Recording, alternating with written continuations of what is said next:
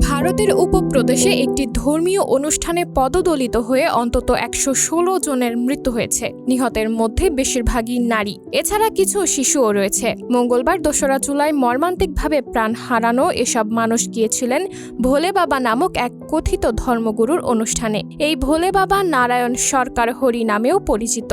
ভারতীয় সংবাদ মাধ্যম এনডিটিভি জানিয়েছে, ভোলে বাবা প্রায়ই তার ভক্তদের কাছে দাবি করে থাকেন তিনি গোয়েন্দা বিভাগে কাজ করেছেন। তিনি ভক্তদের আরও বলে থাকেন, গোয়েন্দা কর্মকর্তা হিসাবে কাজ করার সময় আধ্যাত্মিকতার দিকে ঝুঁকে পড়েন এবং ১৯৯০ সালে চাকরি থেকে অবসর গ্রহণ করেন।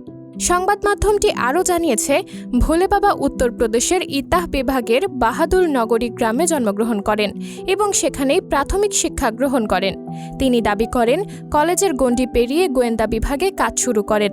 ভোলে বাবার অন্যতম একটি আলাদা দিক হল তিনি ভারতের অন্যান্য ধর্মগুরুর মতো জাফরান রঙের পোশাক পরেন না। এর বদলে সাদা স্যুট এবং টাই পরেন। এছাড়া তার পছন্দের তালিকায় রয়েছে কুর্তা পায়জামা।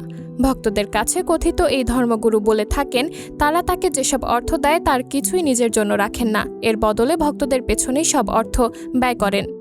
নারায়ণ হরি নিজেকে হরির শিষ্য হিসাবে অভিহিত করেন এবং উত্তরপ্রদেশের পশ্চিমাঞ্চলে তার বেশ ভালো পরিমাণ ভক্ত রয়েছে।